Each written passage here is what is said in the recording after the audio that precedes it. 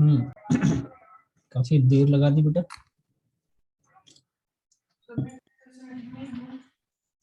जी, ये हम लोग सिंगल एंट्री कर रहे थे। तो आपने मेरा क्वेश्चन चेक कर दिया था? क्वेश्चन मैंने देखे हैं आपके, ठीक है। क्या आपकी बैलेंस शीट मैच नहीं कर रही ना? मैं क्लास के बाद आपसे डिस्कस करता हूँ इसको लेकर, ठीक है। Okay sir.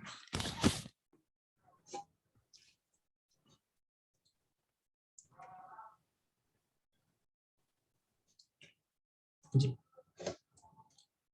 तो आइए स्टार्ट करें बच्चे।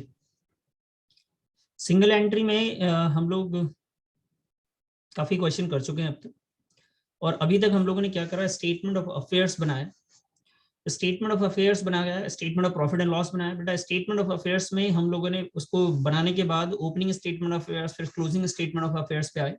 ओपनिंग स्टेटमेंट ऑफ अफेयर्स और क्लोजिंग स्टेटमेंट ऑफ अफेयर्स से हम लोगों ने कैलकुलेट किया opening capital and closing capital, और उसके बाद प्रॉफिट एंड लॉस से हमने प्रॉफिट और लॉस निकाला।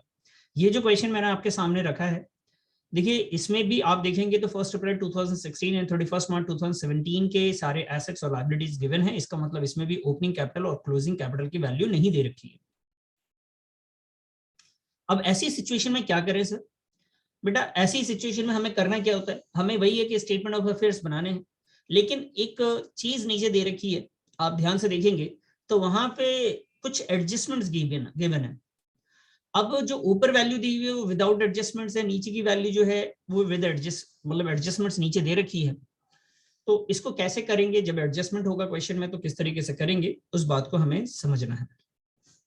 तो देखिए सबसे पहले तो आप इस बात को समझने की कोशिश करें कि जब भी आपके पास एडजस्टमेंट होगा तो एडजस्टमेंट जो है हमारे पास वो किस चीज से रिलेटेड है, इस बात को आप समझे पहले। भाई देखिए यहाँ पे आप ध्यान दीजिएगा कि ये एडजस्टमेंट्स हैं आपके, जिसमें ये following adjustments are to be made: proprietors cash 5000 per month withdraw for private use, ये ड्राइंग हो गया। बेटा ये डेप्रिसिएशन से रिलेटेड है, ये आउटस्टैंडिंग रेंट से रिलेटेड है, और ये है बच्चे आपका फ्रेश कैपिटल। तो जो भी एडजस्टमेंट्स है, कुछ कह रहे हैं बेटा? सर सी के बाद वाला नहीं दिख रहा स्क्रीन पे। ओके ओके, सी के बाद आपको नहीं दिख रहा है, एक मिनट, ठीक है। Yes sir. तो यहाँ पे आपके सामने है आउटस्टैंडिंग रेंट, और डी जो है बेटा वो है fresh capital introduce during the year 30,000 rupees. ये आपके सामने एडजस्टमेंट्स है। देखिए इस एडजस्टमेंट का काम क्या है कि जो भी चीजें इंफॉर्मेशन होती थी, जो information statement of affairs assets और लायबिलिटी से रिलेटेड था, हम स्टेटमेंट ऑफ अफेयर्स में लिखते थे। जो इन्फॉर्मेशन प्रॉफिट को कैलकुलेशन में आती है, जैसे एडिशनल कैपिटल और drawings, opening capital, closing capital, वो statement of profit and loss में लिखते हैं। इस क्वेश्चन में भी आपको मैं बताऊं कि कैलकुलेशन तो वही है बेटा हमें, कि प्रिपेयर है statement of profit and loss. तो अगर statement of profit and loss बनाना भी है 2017 का, अगर हमें ये बनाना भी है, तो इसका मतलब यहाँ पे भी यही है कि पहले तो आपको ओपनिंग कैपिटल और क्लोजिंग कैपिटल निकालना पड़ेगा ना, तभी तो बनेगा, वैसे तो बनेगा ही नहीं। तो अब क्या करें सर, कैसे करें इसको? तो बेटा इसका सिंपल सा तरीका ये है कि आप स्टेटमेंट ऑफ अफेयर्स बनाइए, ओपनिंग का और क्लोजिंग का। तो सर वो तो बना लेंगे, लेकिन इस एडजस्टमेंट का क्या करेंगे? बेटा एडजस्टमेंट हमेशा कब किया जाता है आपको मालूम है? एडजस्टमेंट हमेशा होता है बच्चे ईयर के एंड में। कब होता है स्टेट एडजस्टमेंट्स? कब होता है बेटा? ईयर के एंड में ही होता है एडजस्टमेंट। समझ में आ रही बात? Yes sir. तो जब आप स्टेटमेंट ऑफ अफेयर्स क्लोजिंग बनाएंगे ना आप, तब आपको एडजस्टमेंट्स की जरूरत पड़ेगी। समझ में आ रही बात बेटा आपको? Yes sir. ठीक है, इस क्वेश्चन को हम लोग दो सॉल्यूशन से करेंगे। तो मैं बताऊंगा दूसरा क्या है, पहला क्या है। तो पहले तो आपको जितना आता है स्टेटमेंट ऑफ अफेयर्स, ओपनिंग वाला स्टेटमेंट ऑफ अफेयर्स आपने बनाना है। तो फटाफट आपके सामने क्वेश्चन है, आप एक बार स्टेटमेंट ऑफ अफेयर्स ओपनिंग वाला स्टार्ट कर दीजिए।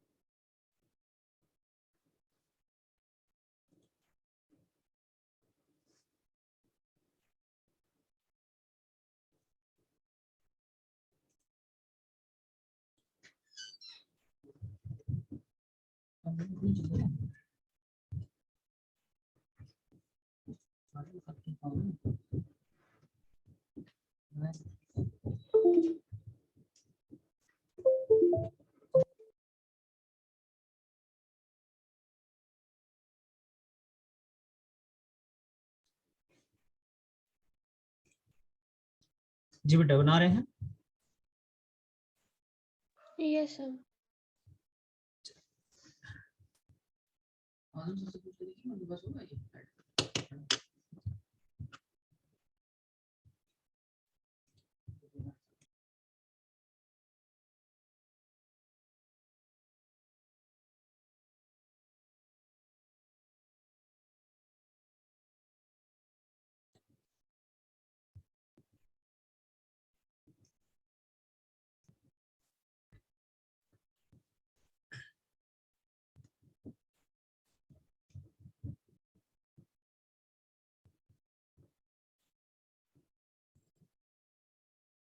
Statement of affairs as on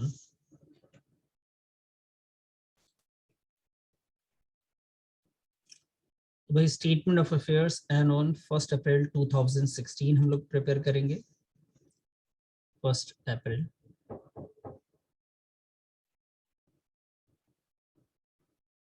2016 आएगा।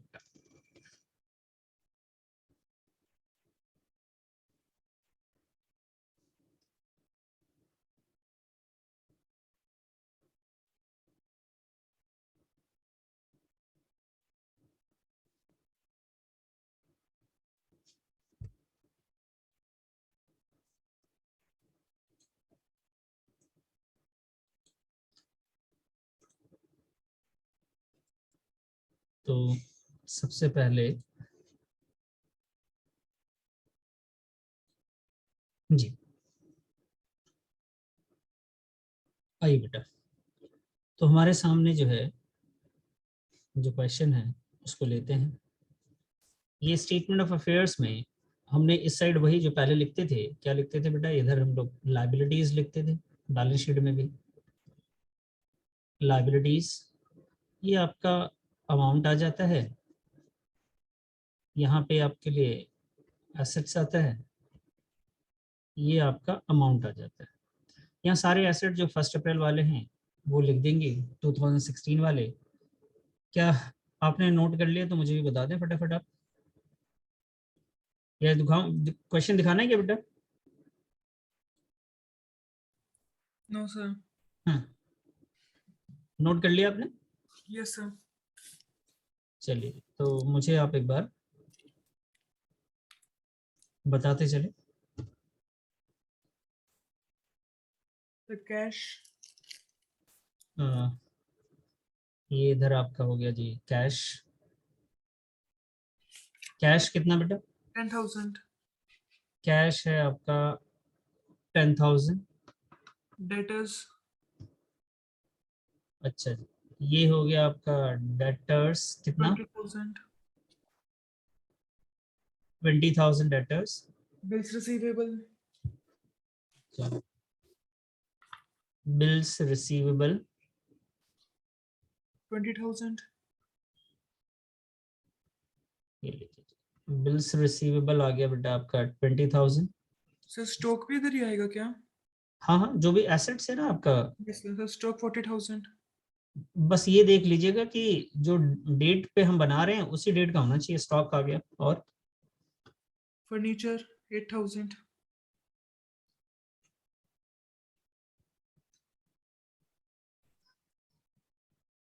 फर्नीचर 8,000 और investment 40,000। Investment 40,000। Bank balance 1 lakh.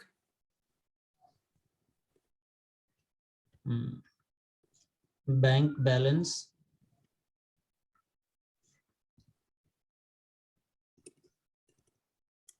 Bank balance 1 lakh, ठीक है। सर टोटल आ गया 2,38,000। तो ये आपका इस साइड का हो गया। इसको हमने इधर लिख दिया। लायबिलिटीज में क्या क्या चीजें दे रखी है बेटा? लायबिलिटीज में आपके पास Creditors. क्रेडिटर्स है और बिल्स पेबल है, बस है ना? Yes sir. क्रेडिटर और बिल्स पेबल है, इसके अलावा कुछ नहीं है। तो हम यहाँ पे क्रेडिटर्स एंड बिल्स पेबल लिख लेते हैं। Say 10,000 or 4,000. ये आ गया जी आपका 10,000, ये हो गया जी आपका 4,000, ठीक है। So capital है 2,24,000 की. एक मिनट, ठीक है, इसका टोटल कितना बताया था आपने? 2,38,000. ये आ गया 2,38,000, जितना यही आ रहा है आपका भी? Yes sir. 2,38,000। और यहाँ से ना हम लोग कैपिटल निकालेंगे।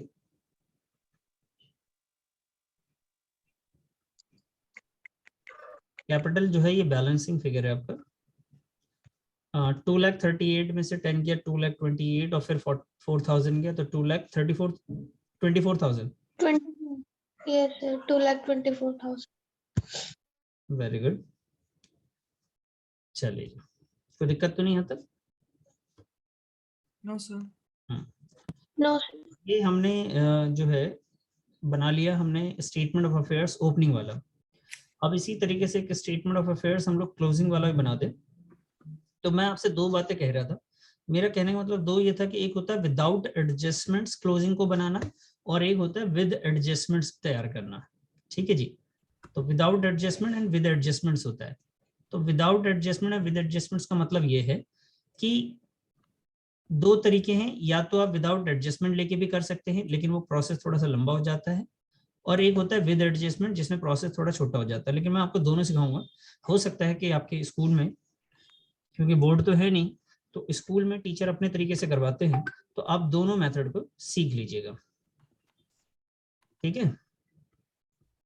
तो balance sheet, sorry statement of affairs बेटा जी, हाँ सर यहाँ पे हम बनाएंगे फिर से स्टेटमेंट ऑफ अफेयर्स। यहाँ लिखेंगे एज एट 31 मार्च। कौन सा ईयर है बेटा? 17। Yes sir 17। ठीक है जी, ये आपका एसेट्स हो गया एसेट। यहाँ पे बेटा आपकी लाइबिलिटीज आ गई, यहाँ पे आ गया आपका अमाउंट,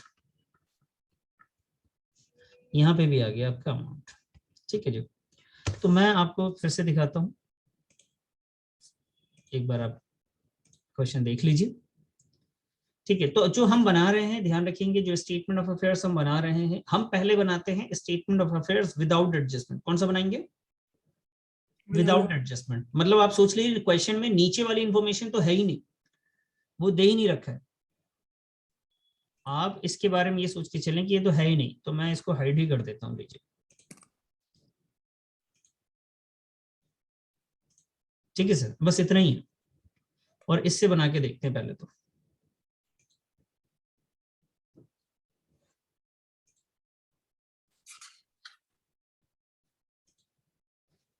बताते चलिए पहला आइटम क्या है?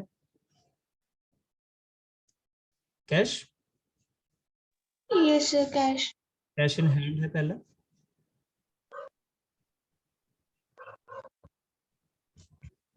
Cash in hand. और कैश इन हैंड की जो वैल्यू है बेटा वो है 36,000। कैश इन हैंड के बाद है आपके पास डेटर्स,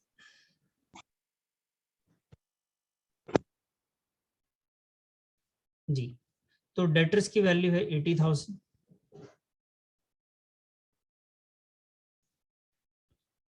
उसके बाद है बेटा क्रेडिटर्स,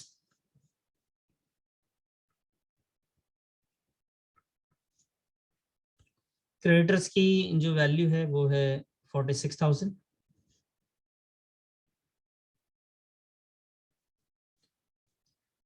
और बेटा क्रेडिटर्स के बाद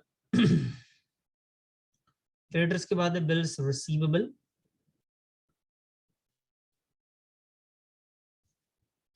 तो ये आ गया जी हमारे पास बिल्स रिसीवेबल।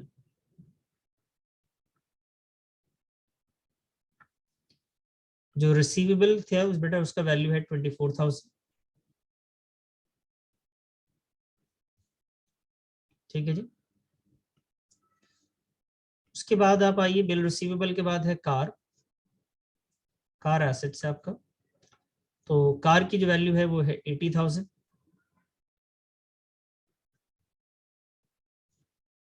जी, कार के बाद है बेटा स्टॉक फर्नीचर इन्वेस्टमेंट। तो आप यहाँ पे आइए, यहाँ लिखिए स्टॉक फर्नीचर।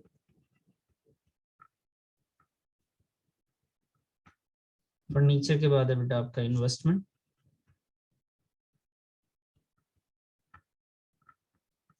इन्वेस्टमेंट्स।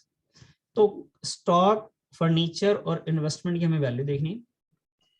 तो स्टॉक की वैल्यू जो है बेटा वो है 30, फर्नीचर की 48 और इन्वेस्टमेंट की 50।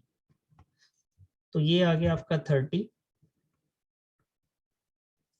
ये आ गया आपका 48,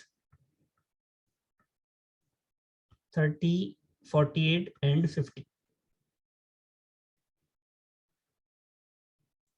ये 50 हो गई। उसके बाद आ जाइए इन्वेस्टमेंट हो गया। इन्वेस्टमेंट के बाद आइए बैंक बैलेंस। बैंक बैलेंस, तो ये हमने लिख दिया बैंक बैलेंस। बेटा बैंक बैलेंस जो है हमारे पास है वो 90,000। ठीक है जी। तो ये हम लोगों ने तैयार कर लिया।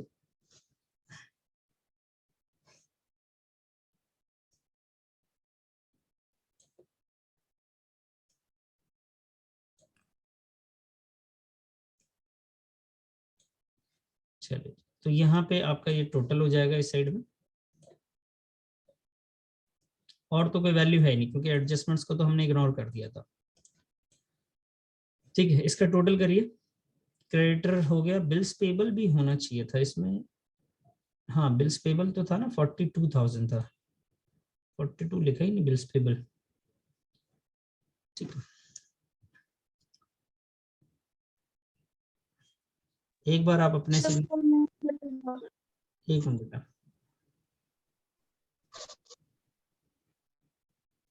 बिल्स पेबल, बिल्स पेबल जो है वो आपका 40,000 का है। एक बार क्वेश्चन को मैच कीजिए इस वैल्यू से कि cash in hand 36, debtor 80, 46, 24, bill receivable, bills payable 42। Okay, तो यहाँ पे हमने करा है मिस्टेक, ये आएगा 42। 42। ठीक है, बताइए बेटा सारा कुछ, सब कुछ ठीक है या कुछ आपको लग रहा है? आपने, आप भी कर लीजिए।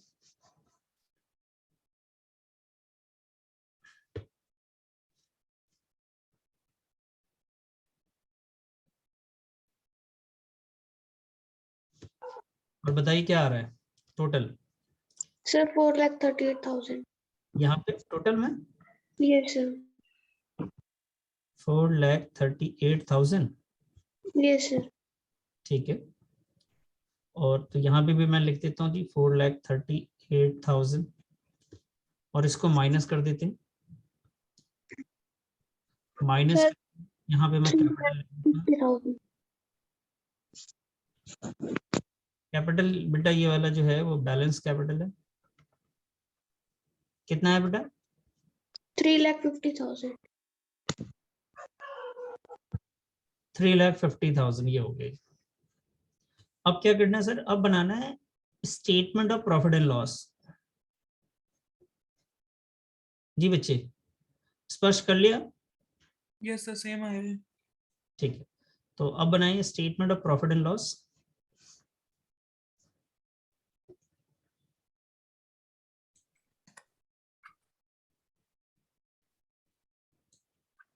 ठीक है जी, यहाँ ये यहाँ लेते हैं बेटा statement,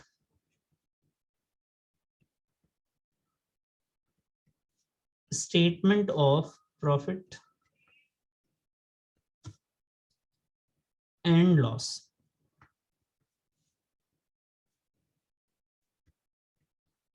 as on 31st March 2017। सबसे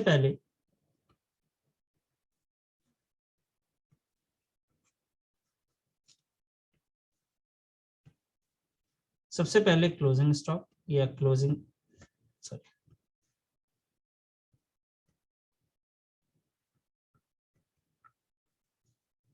क्लोजिंग कैपिटल। क्लोजिंग कैपिटल में बेटा हम लोग ऐड कर देते हैं ड्राइंग्स को, लेस कर देते हैं, क्या लेस करते हैं जी, एडिशनल कैपिटल को,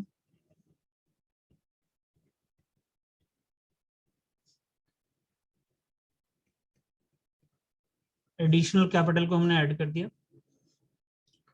अब क्या करें सर, एडिशनल कैपिटल के बाद जो वैल्यू आती है उसे कहते हैं हम लोग एडजस्टेड कैपिटल।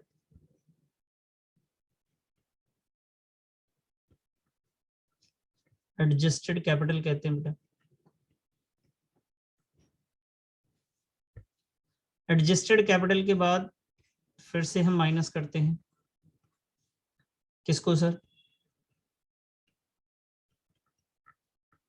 बेटा ओपनिंग कैपिटल की जो वैल्यू है वो हम माइनस कर देते हैं और उसके बाद मालूम करते हैं कि क्या आ रहा है।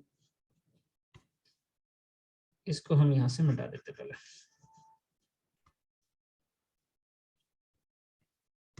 जी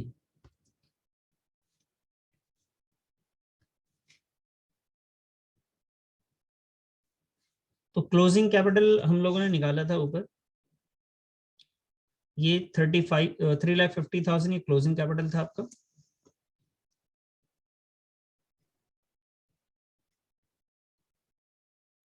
$350 एडिशनल और ड्राइंग आप एक बार क्वेश्चन में देख लीजिए, मैं आपको क्वेश्चन दोबारा दिखाता हूँ। ये लीजिए, तो प्रोप्राइटर का आपके पास ड्राइंग आ गया है। 5,000 per month for private use के लिए इन्होंने विड्रॉ किया था, 5,000 पर मंथ। ठीक है जी, 60,000। तो ड्राइंग आपका हो जाता है 60,000 रुपीज का। ये हो गया जी 5,000 per month multiply by 12। Additional capital के बारे में क्या कहा है क्वेश्चन में, उन्होंने बोला फ्रेश कैपिटल जो इंट्रोड्यूस किया है वो है 30,000 का। ठीक है, तो ये आपका वैल्यू है एक तो 60,000,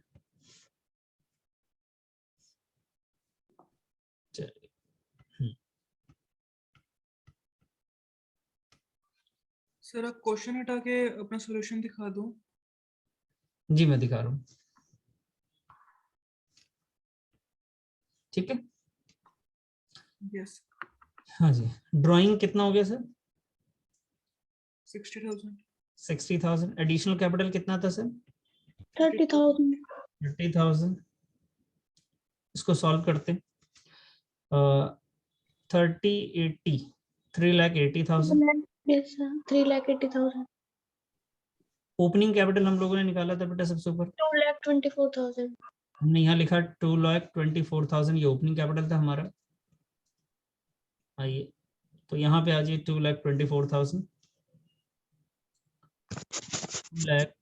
2,24,000 ओपनिंग कैपिटल। इसमें से माइनस कर लेते हैं तो नेट प्रॉफिट आ जाएगा। 1,56,000। प्रॉफिट कितना बताया बेटा, 56,000। ठीक है जी, 1,56,000। समझ में आ गई बात। Yes sir। ठीक है, अभी ये जो प्रॉफिट आया है ना, इसमें अब तक हम लोगों ने एडजस्टमेंट नहीं किया, तो प्रॉफिट इसे कहते हैं हम लोग बिफोर एडजस्टमेंट्स। इसे कहते हैं सर प्रॉफिट बिफोर एडजस्टमेंट। और उसके बाद जो जो एडजस्टमेंट्स है वो प्लस माइनस होने हैं इसमें, जो भी एडजस्टमेंट्स है। अब हम बात करते हैं एक एक करके एडजस्टमेंट्स के बारे में।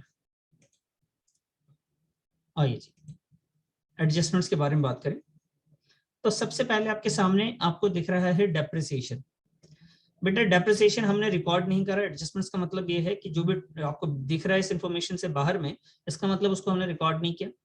और आज अगर हम रिकॉर्ड करेंगे तो ये दो जगह रिकॉर्ड होंगी, है ना। एडजस्टमेंट में हमने यही सीखा था, दो जगह होंगी।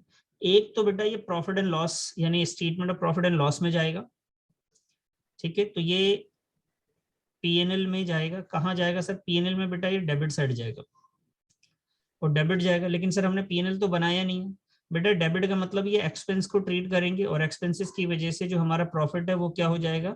वो माइनस हो जाएगा। वो प्रॉफिट क्या हो जाएगा? माइनस हो जाएगा। बात समझ में आई ये वाली? बोलिए बेटा,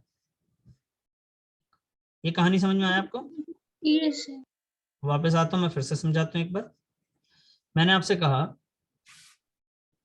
कि जितने भी ये डेप्रिसिएशन है उस डेप्रिसिएशन को हम लोग दो जगह लिखेंगे। दो जगह इफेक्ट पड़ेगा। पहला जो पड़ेगा वो हमारे प्रॉफिट पे पड़ेगा और प्रॉफिट इसकी वजह से हमारा क्या होगा बेटा? लेस हो जाएगा। डायरेक्ट अगर बात करें तो प्रॉफिट डेप्रिसिएशन की वजह से कम हो जाता है। और दूसरा जो फर्क है बेटा वो फर्नीचर पे पड़ेगा। जो फर्नीचर की वैल्यू होगी बेटा वो भी क्या हो जाएगा? कम हो जाएगा। कोई दिक्कत तो नहीं इसमें? No sir. ठीक है जी।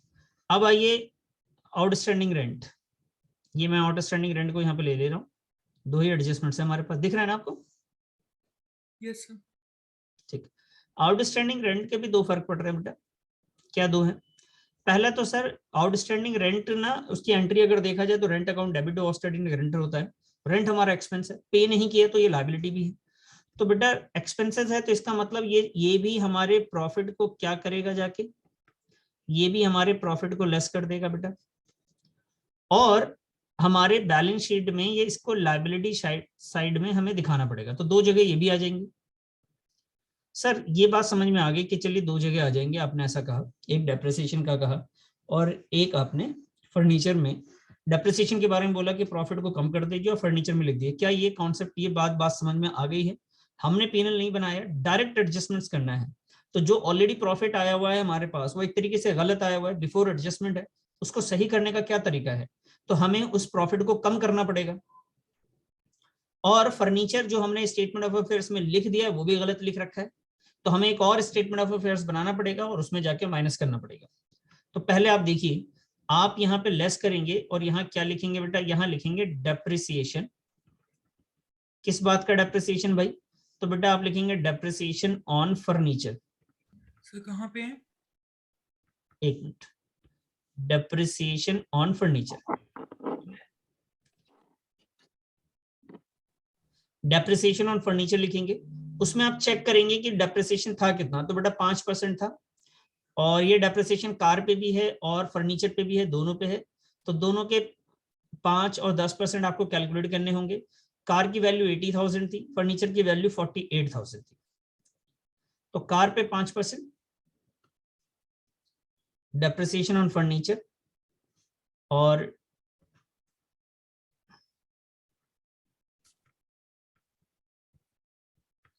Depreciation on car.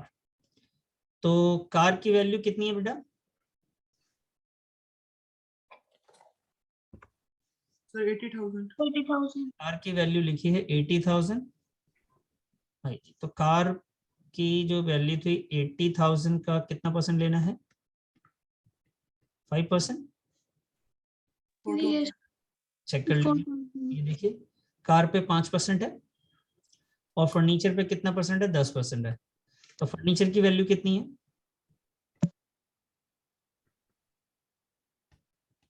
48,000। 48,000। तो ये हमने लिखा बेटा। तो इसका आ गया ये 4800 और 8 पंजी 40, ये हो गया जी 4। ये डेप्रिसिएशन हो गया। इसी तरीके से रेंट भी है। आउटस्टैंडिंग रेंट का जो है ना बेटा, वो रेंट भी तो है हमारे पास। आउटस्टैंडिंग रेंट में जो रेंट है वो यहाँ पे रिकॉर्ड होगा, तो रेंट की वजह से भी हमारी जो पीएनएल है वो कम हो जानी है।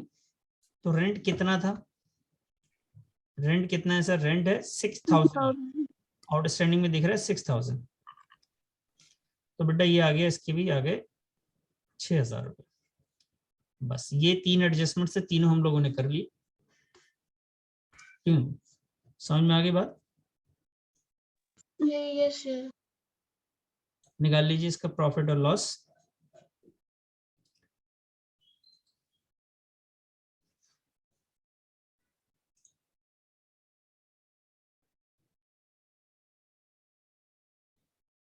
Sir 1,41,200 profit. ये आ गया जी 1,41,200। ये क्या चीज है ये बेटा, ये आपका profit during the year, during the year. मुझे बताइए कहीं प्रॉब्लम आई आपको इसमें स्टेटमेंट में? ये आपके एडजस्टमेंट्स है, ये तीनों आपके लिए क्या थे बेटा, एडजस्टमेंट्स है ये। तो विदाउट एडजस्टमेंट होता तो आपको पता है कि यहीं पे कहानी खत्म हो जाती, यहीं पे एडजस्टमेंट्स के बाद ये 3 चीजें बढ़ गई हैं। तो ये प्रॉफिट बिल्कुल करेक्ट आ गया आपका। लेकिन प्रॉब्लम ये है कि जो हमने स्टेटमेंट ऑफ अफेयर्स अभी बना रखा है, ये वाला, ये बना रखा है 31 मार्च 2017 का जो ये बनाया है बेटा, ये डेट जो है 31 मार्च 2017 का है, लेकिन बिफोर एडजस्टमेंट है, तो हमें एक बार और ये दोबारा बनाना पड़ेगा आफ्टर एडजस्टमेंट्स में। समझ में आई बात? Yes sir. तो ये थोड़ा बड़ा, तो आइए जी इसको फिर से बनाएंगे। डेट वही रहेगी, जिसमें एडजस्टमेंट नहीं है उसको वैसे ही छोड़ देंगे। सर ये क्वेश्चन इतना लंबा बनेगा? जी सर।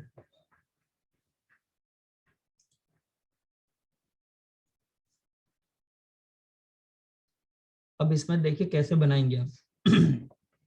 ये बिल्कुल फाइनल अकाउंट की तरह अब ये हो जाएगा।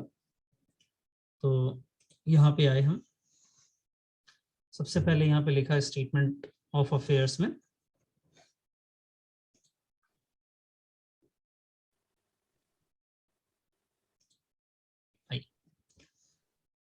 यहाँ पे लिखा जी स्टेटमेंट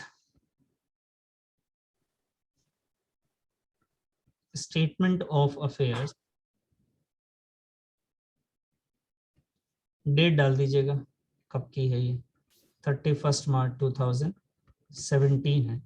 आफ्टर एडजस्टमेंट लिख देंगे तो अच्छा है, यहाँ पे आफ्टर एडजस्टमेंट्स। ठीक है जी। चलिए साहब ये कर लेते हैं। सबसे पहले वही कैश हो रहा होगा, है ना? Yes sir. आपने लिख ही रखा है, उसको उतार देना है। पहले बताइए क्या क्या है, कैश इन हैंड की वैल्यू कितनी है बेटा? 36,000। और इस एडजस्टमेंट से कैश पे कोई फर्क तो पड़ा नहीं, एज इट इज लिख देंगे। दूसरी वैल्यू क्या चीज, किस चीज की थी? बैंक है, डेटर्स है, ओके।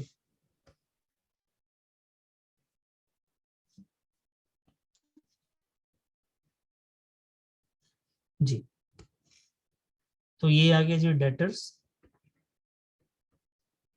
डेटर्स की वैल्यू बताइए बेटा। 80,000। तीसरी वैल्यू बोलिए। Bills receivable. Bills receivable, receivable की वैल्यू बताइए बेटा। 24,000। 24,000, ठीक है जी। बिल रिसीवेबल के बाद, कार। बिल रिसीवेबल बाद कार है, और कार में डेप्रिसिएशन है, तो पहले यहाँ पे कार लिखेंगे और उसके बाद इसे माइनस करेंगे और यहाँ पे लिख देंगे डेप्रिसिएशन। कार की वैल्यू कितनी थी बच्चे? 80,000, यस सर 80,000। और डेप्रिसिएशन हमने इसका निकाला है 4,000। टोटल हो गया जी 6,000।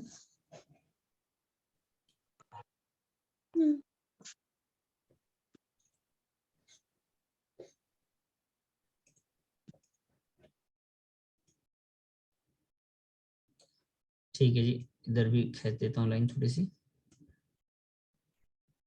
ओके, कार के बाद क्या है बेटा? स्टॉक। कार के बाद आपने बोला स्टॉक है। Yes sir. हाँ जी, कितना स्टॉक है? 30,000। अगला बोलिए। फर्नीचर।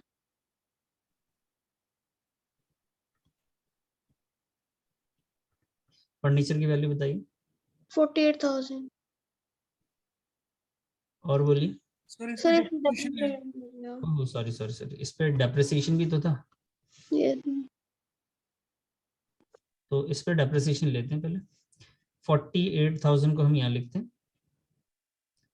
माइनस करेंगे जी इसका डेप्रिसिएशन 10%, 4800। ये हो गया जी आपका 200, 43,200। और बताइए। Investment sir.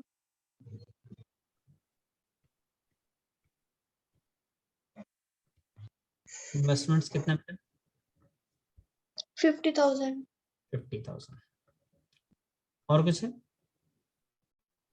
ये सर बैंक बैलेंस। तो ये आ गया जी बैंक बैलेंस। कितना बैंक बैलेंस बच्चे? 90,000। 90,000। तो उसके बाद हमने क्या करना है सर? इधर लाइबिलिटी में भी तो रहा होगा क्रेडिटर्स, यस सर। एक रह रहा होगा इसमें बिल्स पेबल। Yes sir. बताइए क्रेडिटर्स कितना था 46,000। और बिल्स पेबल? 42,000।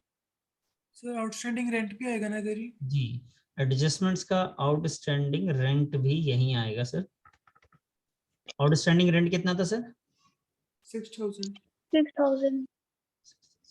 अब आप देखिए एक और चीज, जब आप कैपिटल लिखेंगे यहाँ पे तो ये ओपनिंग कैपिटल होगा, उसके बाद आप यहीं पे एडिशनल कैपिटल लिखिएगा, यहीं पे आप ड्राइंग को आप माइनस करेंगे,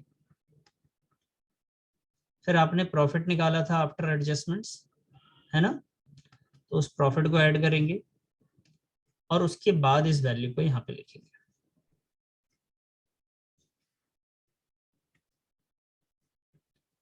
समझ में आई बात?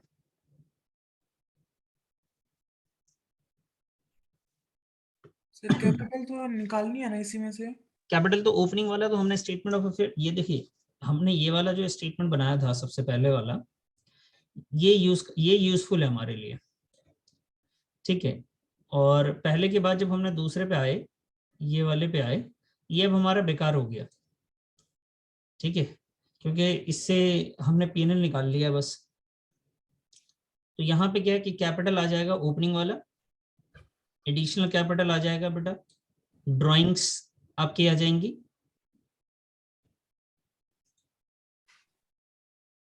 Okay sir. ठीक है, आपका नेट प्रॉफिट आ जाएगा। तो आप मुझे फटाफट बताइए कि कैपिटल आपका क्या आ रहा था, ओपनिंग वाला कैपिटल कितना था बेटा? 2,24,000। तो ये आ गया जी 2,24,000 और 30,000। 30,000 और 60,000। प्रॉफिट बेटा 1,41,200। ठीक है जी। तो इनको कैलकुलेट करके आप यहाँ लिखिए, लिखने के बाद आप चेक करेंगे ना कि दोनों साइड आपका इक्वल आ रहा होगा। आप चेक कर लीजिए इसको एक बार, पहले आप इसकी वैल्यू को पुट कीजिए इसमें, उसके बाद ही चेक कीजिएगा।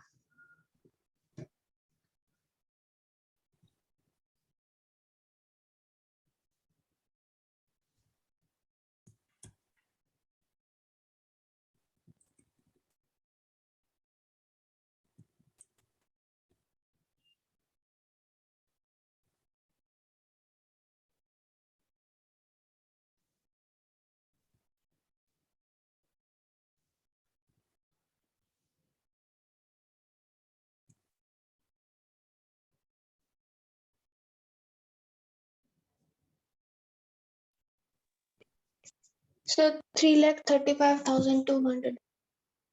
क्या है बेटा 3,35,200? सर ये ओपनिंग कैपिटल में से माइनस करते हैं. अच्छा अच्छा, ये कैपिटल वाली वैल्यू आ गई आपके यहाँ। Yes sir. ये आया, आपने बोला 35,200. 3,35,200 है ना?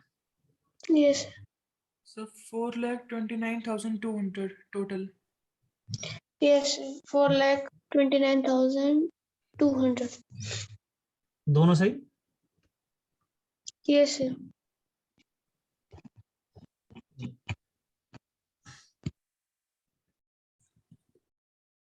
समझ में आ गई बात?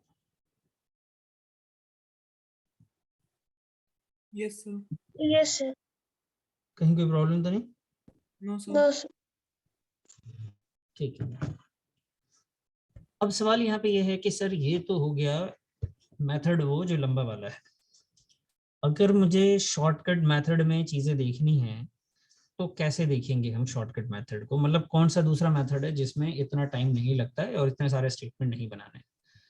तो उसमें क्या करते हैं बेटा, जो दूसरा मेथड है उसमें क्या करते हैं, statement of affairs method number 2, या पहले मैं मेथड नंबर 1 को आपके सामने एक बार लिख देता हूँ। हमने इसमें बनाते हैं स्टेटमेंट ऑफ अफेयर्स, ठीक है। ये स्टेटमेंट ऑफ अफेयर्स ओपनिंग होता है, फिर हम बनाते हैं इसमें, ये 1 हो गया पॉइंट नंबर 2। इसी के अंदर हम बनाते हैं बेटा स्टेटमेंट ऑफ अफेयर्स। ये किसके लिए होता है सर? ये होता है जी क्लोजिंग के लिए, विदाउट एडजस्टमेंट, विदाउट एडजस्टमेंट्स। और तीसरी चीज बनाते हैं इसमें statement of profit and loss. Statement of profit and loss with adjustments. तो जो प्रॉफिट एंड लॉस बनाते हैं उसमें हम लोग एडजस्टमेंट्स को दिखाते हैं। यही करा ना अभी तक हम लोगों ने 3। और फिर इसके बाद फिर से बनाते हैं बेटा हम लोग statement of profit and loss, oh sorry, statement of affairs, statement of affairs with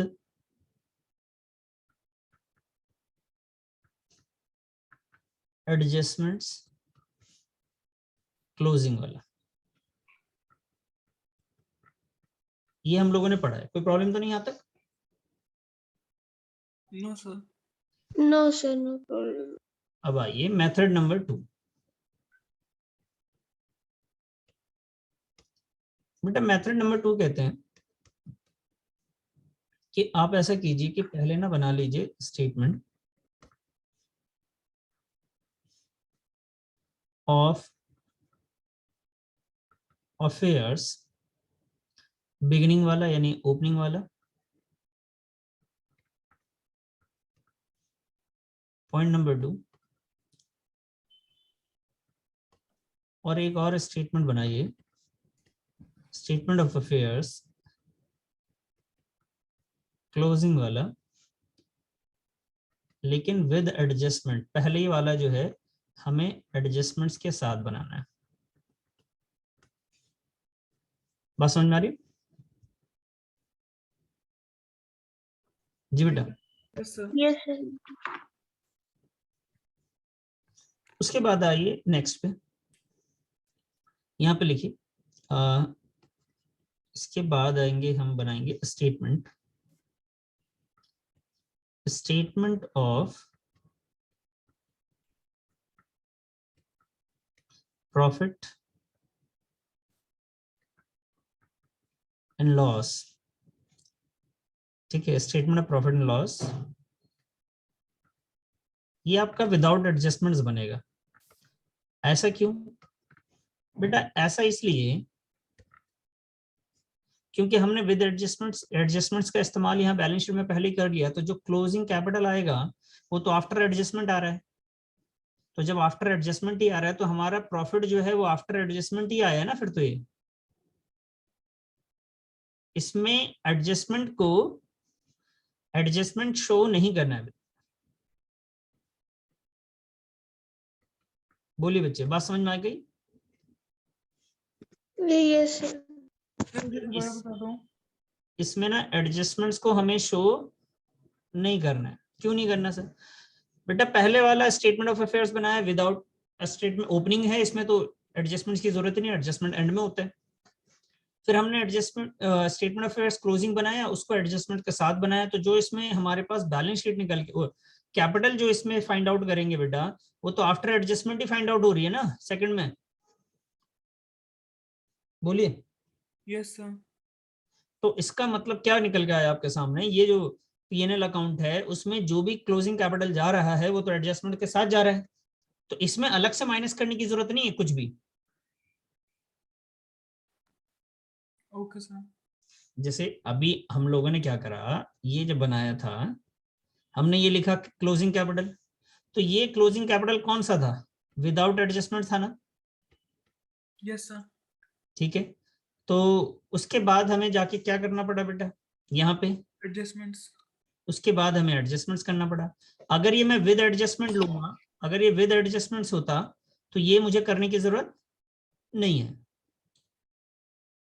ये सब चीजें मुझे करने की कोई जरूरत नहीं होगी अगर वो विद एडजस्टमेंट होगा तो। समझ में आई बात? Yes sir. चलिए, तो ये लीजिए, तो यहाँ पे हो गया खत्म। बस इतने पे ही खत्म हो जाता है बेटा हमारी कहानी इसमें। तो ये मेन चीज है ये दूसरे वाले का। अगर हमने सेकंड को ना विद एडजस्टमेंट्स बना लिया, ठीक है जी, अगर हमने सेकंड वाला विद एडजस्टमेंट बना लिया तब तो हमारी कहानी में सब कुछ ठीक है। अगर हमने विदाउट एडजस्टमेंट बनाया है तो हमें दिक्कत होगी। क्लियर है? फिर ये प्रोसेस लंबा हो जाएगा काफी। बोलिए बेटा। यस सर, क्लियर है। कोई प्रॉब्लम तो नहीं? No sir. No sir. ठीक है जी, चलिए, तो ये हमने इसको कर लिया। अब हमारे पास क्या है कि भाई आपको एक दो क्वेश्चन ऐसे ही करने हैं खुद से। बुक में देखिए क्वेश्चन नंबर 12 है। Yes sir. जी, बुक में क्वेश्चन नंबर जो 12 दिख रहा है आपको, एक बार रीड करके बताएंगे बेटा। Ashok keeps incomplete record. ठीक है जी, यही अशोक कीप्स इनकम्प्लीट रिकॉर्ड। ये जो क्वेश्चन है ना, ये आपने खुद से ट्राई करना है। Okay sir. और दोनों मेथड से करना है, मेथड 1 मेथड 2। ठीक है, और आप अपने स्कूल को फॉलो करेंगे। अगर स्कूल में वो मेथड 1 करवाते हैं तो आप मेथड 1 से उनके एग्जाम में पेपर करें, मेथड 2 करवाते हैं मेथड 2 से करें। मेरे लिए दोनों सही है, मैं वैसे मेथड 2 को ज्यादा प्रेफर करता हूँ, टाइम बचता है उसमें। सर लेकिन अगर स्कूल में मेथड 1 कराया है और हम 2 से कर देंगे तो वो गलत तो नहीं करेंगे ना? नहीं नहीं, देखो मैं उनके टीचर का मिजाज के बात नहीं कर सकता। बोर्ड में क्या होता है ना बेटा, बोर्ड का जो एग्जाम होता है उसमें ना पहले से वो रहता है कि किस तरीके से प्रेजेंटेशन होनी है। ठीक है, और वहां पे बोर्ड के जब एग्जाम होते हैं ना, तो वहां पे ना जब टीचर्स को चेक करने दिया जाता है तो दो सॉल्यूशन दिए जाते हैं। अगर दो मेथड है तो दोनों सॉल्यूशन दे दिए जाते हैं कि बच्चे ने एक से किया हो तो इसको सही करेंगे, इससे क्या होगा तो इससे भी सही करेंगे। ठीक है, लेकिन जो 11th स्टैंडर्ड है वहां पे हर स्कूल में कोई बोर्ड का पेपर तो हो नहीं रहा है, सब अपना अपना पेपर खुद बनाते हैं और खुद ही चेक करते हैं। तो आपके टीचर कैसे कर रहे हैं, मैं गलत नहीं कहूंगा कि कोई ऐसे कर रहा है या वैसे कर रहा है। मेरा कहना है कि दो तरीके हैं, तो हो सकते हैं दो अलग अलग टीचर हों और अलग अलग स्कूल में अलग तरीके से कर रहा हूँ, तो इसलिए मैंने आपको दोनों तरीके बता दिए। समझ में आ गई बात? Yes sir. एक में ये है कि पीएनएल अकाउंट में आपको एडजस्टमेंट दिखाना पड़ रहा था स्टेटमेंट में, और एक अलग से स्टेटमेंट अफेयर बनाना पड़ रहा था। इसमें क्या सेकंड मेथड में कि जो स्टेटमेंट में जो पीएनएल में दिखा रहे थे उसी को सेकंड वाला जब हमने बनाया उसी में एडजस्ट कर दिया। तो नेक्स्ट क्लास में जो मैं क्वेश्चन करवाऊंगा वो सेकंड मेथड से करवा दूंगा, तो आपको दोनों क्लियर हो जाएंगे। आप खुद से कीजिएगा, दोनों से तो और अच्छी बात है, खुद से अगर ट्राई करेंगे तो। ठीक है जी, यस सर। कोई प्रॉब्लम तो नहीं यहाँ पे? No sir. ठीक है, ये आपके लिए होमवर्क हो गया। Okay sir. ठीक है, मिलते हैं नेक्स्ट क्लास में, बाय। तो मेरा क्वेश्चन आप कब कर बताओगे फिर? मैं अभी बात करता हूँ आपसे, ठीक है।